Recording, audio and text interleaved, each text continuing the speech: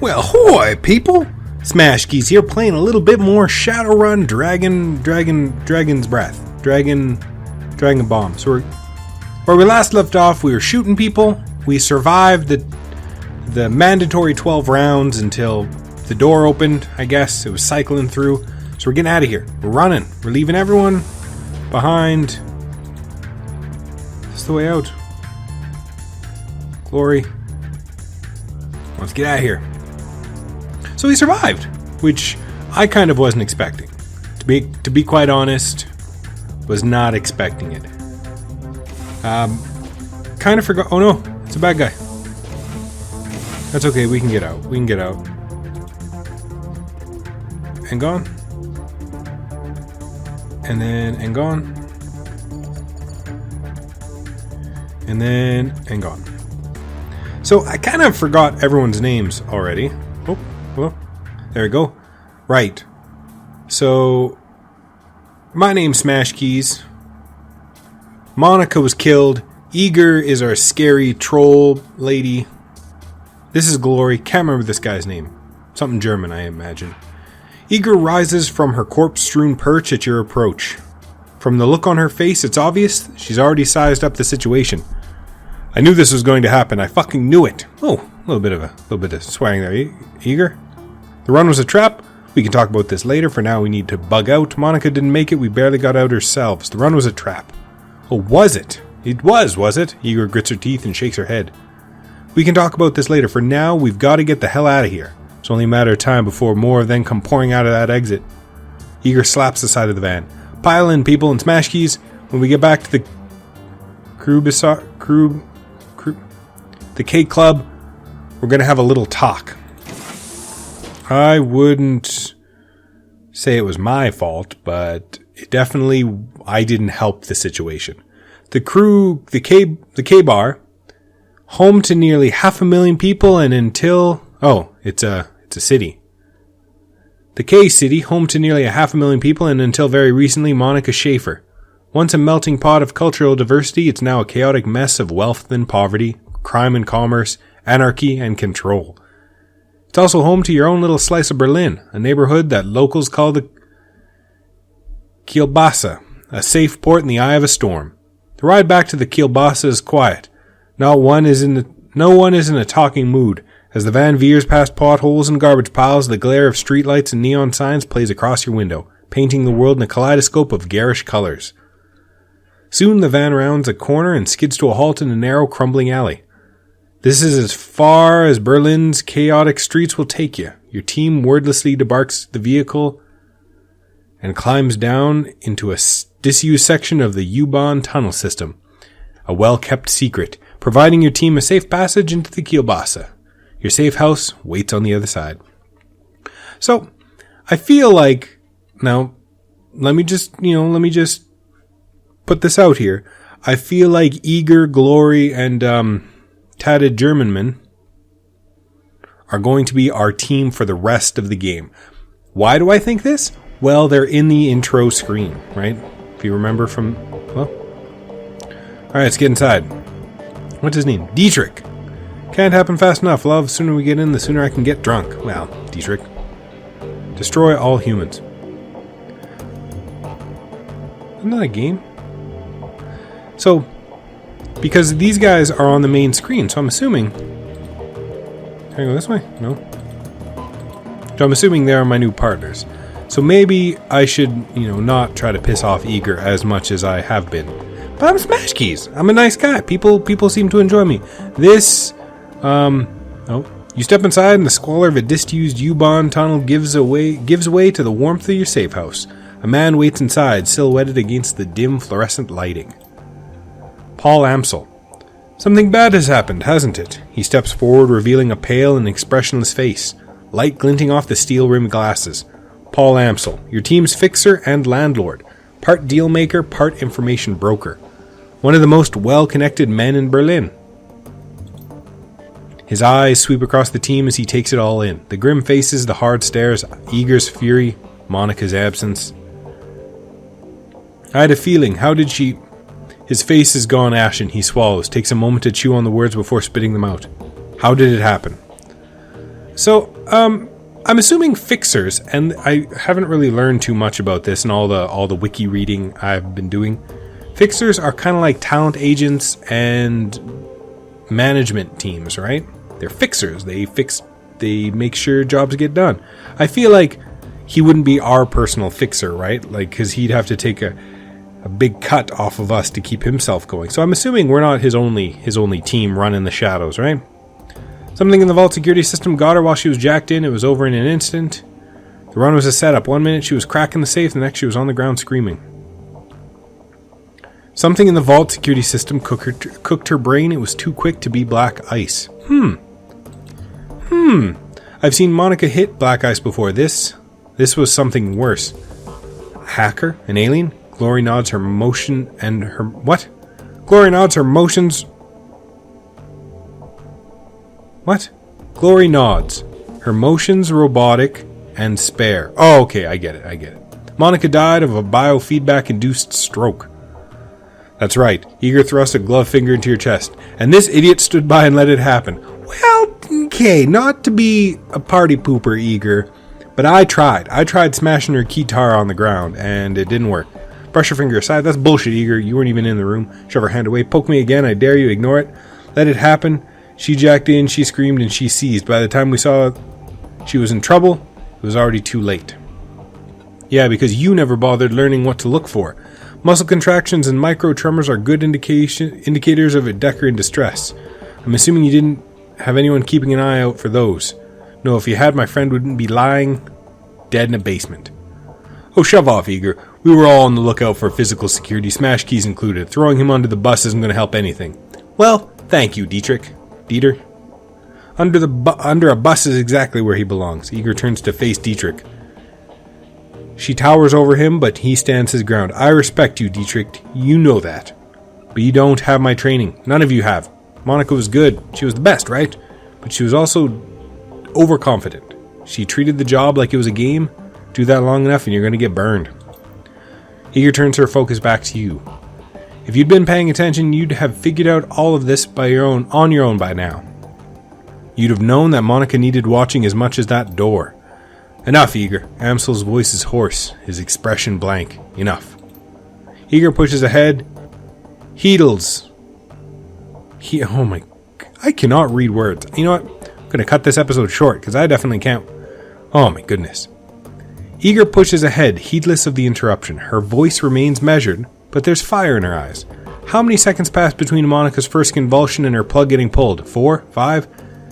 Do you know how much damage biofeedback can do to a Decker's brain in 5 seconds? Eager, I don't. How dare you? Look, I didn't even pull the plug. I was trying to just break her keyboard. Look, this won't... You don't have an answer to that. You don't have an answer to that. You don't have to answer that. Of course you know. Monica died while you stood there and watched. This is all your... That is enough!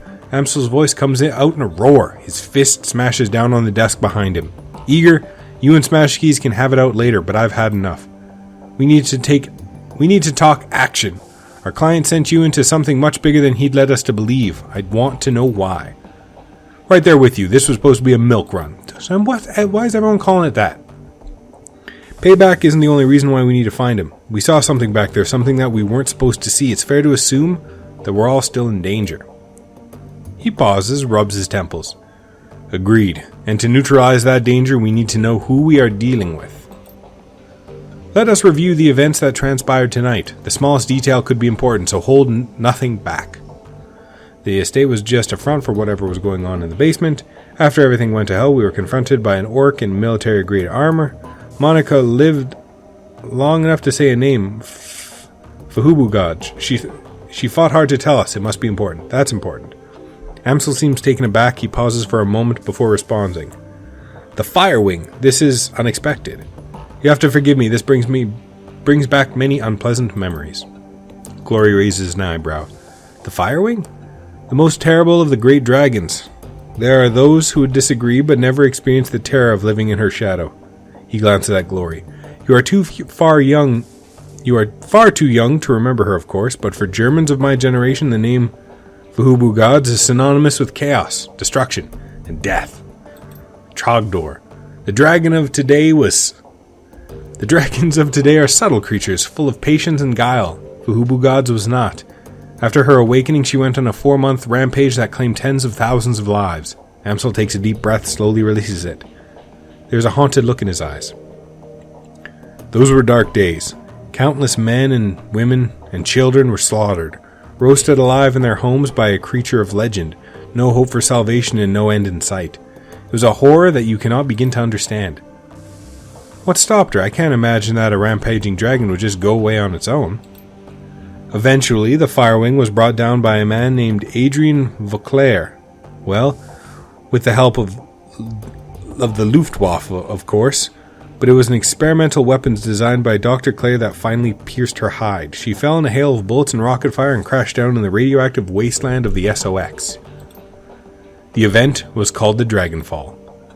Safe at last from the dragon's wrath, Germany celebrated Vauclair as a hero, our own Siegfried, a modern-day dragon slayer. My own family practically worshipped the man. If the Dragonfall was as important an event as you make it out to be, I'm surprised that I've never heard of it. Those early years of the Awakening were traumatic year, not just on a national level, but on a global scale.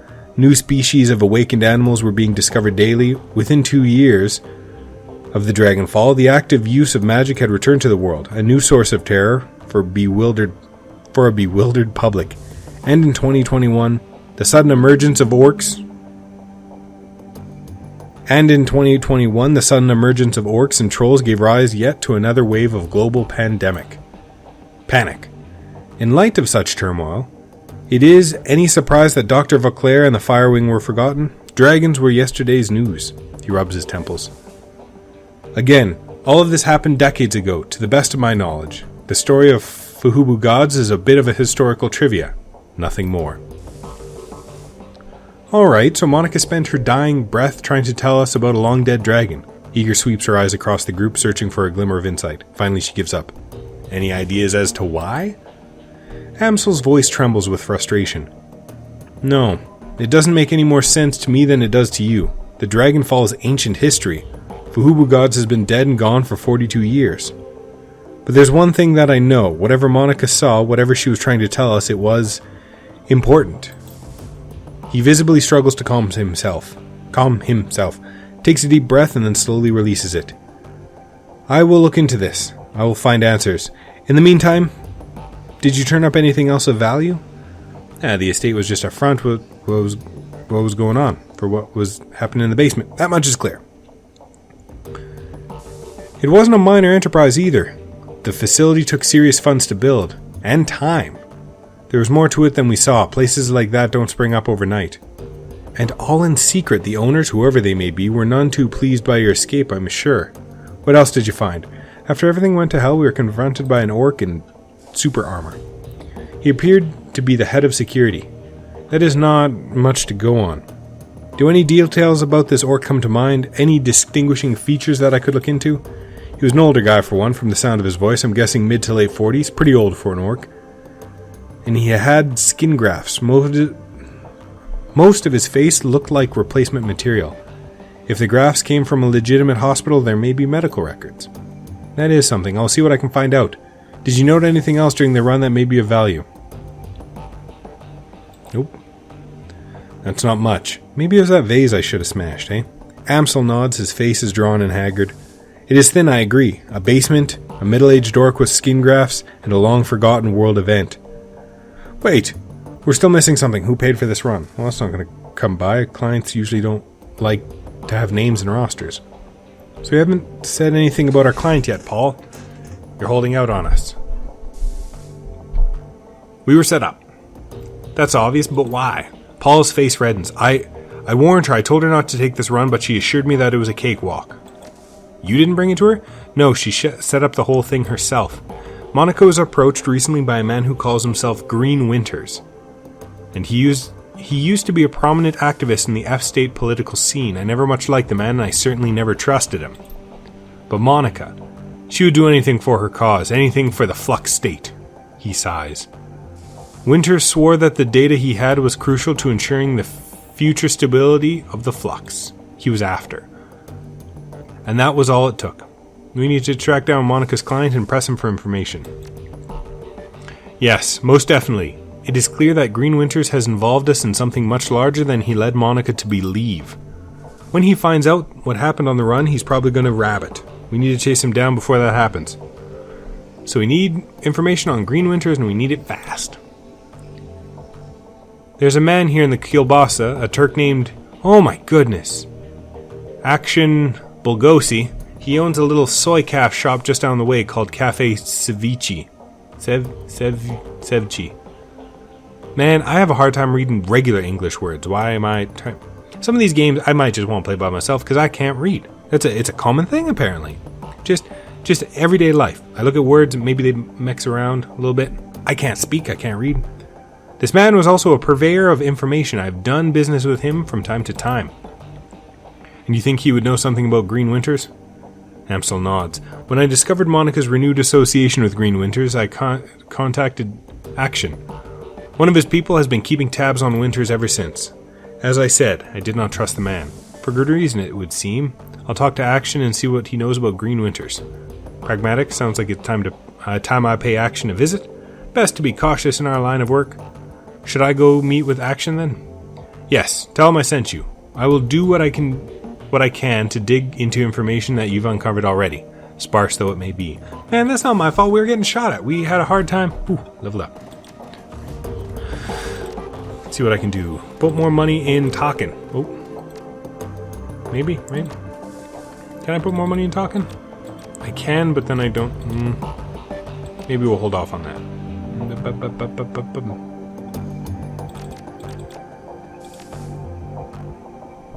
And I still have 3. Not really much to do anything else. Confirm. Beautiful. Beautiful, beautiful, beautiful. Alright. What the heck is this? Hello? Horse-sized dog. As you start towards the safe house door, a large 4-legged form steps around the corner. Dante, Monica's dog, an enormous mongrel of indeterminate breed. A low whimper emerges as he enters the room, head hanging low. Oh shit. Dante. Dietrich shakes his head. Don't worry, boy. We'll look after you.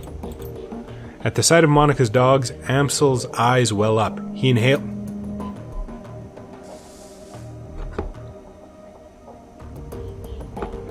At the sight of Monica's dog, Amsel's eyes well up. He inhales but can't quite catch his breath. He started whimpering about an hour ago, turned into a full-blown howl, wouldn't stop, kept... He closes his eyes. That's when I realized something bad happened. Oh. He looks a lot better in this picture than this picture. This looks like a bear head. Looking down into those huge brown eyes, you see intelligence and sadness. He lets out a small whine and rubs his head against you. Scratch Dante behind the ears, grab Monica's bag of soy jerky treats off the table and give him one. Brush the dog aside. Ignore him. Give him some candy, right? Dante takes his treat in his mouth, but it's clear he has no appetite for it, and the jerky drops to the floor. He leans into you and looks up mournfully, pressing his ribs against your leg. I guess the dog is going with you, Smashkeys. I don't want a dog. Especially a weird-looking one. Look at him. He's a head the size of my torso. Amsel takes a ragged breath and releases it. Then a slow, melancholy smile plays across his face. Well, perhaps a part of Monica lives on in Dante. Return to the safe house when you're finished with Action, my friend. With a little luck, he can help us out with Green Winters, and we can get to the bottom of this. He stares at the floor. And now I think we should all take a moment. His lips tighten for Monica.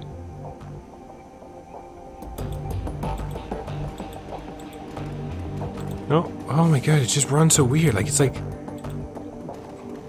Glory? Hello? Glory. Glory is beautiful, in a waifish sort of way. Are you sure you don't mean wraithish sort of way? Look at her. She's terrifying. Her features are almost elvish in their delicacy, but there's something cold about her that you find slightly unsettling. What's more unsettling is her chrome. Glory is rocking a heavy loadout of cyberware from head to toe. She looks to be composed more of plastic and metal than she is of skin and bone. In the shadows, individuals such as this are anything but uncommon, but Glory's cyberware is first generation, all of it. Bulky, invasive, practically museum pieces. This chrome was obsolete well before she was born. Why? Smashkeys. Glory shifts her gaze to you, but her expression is cool and placid as always. Can I help you?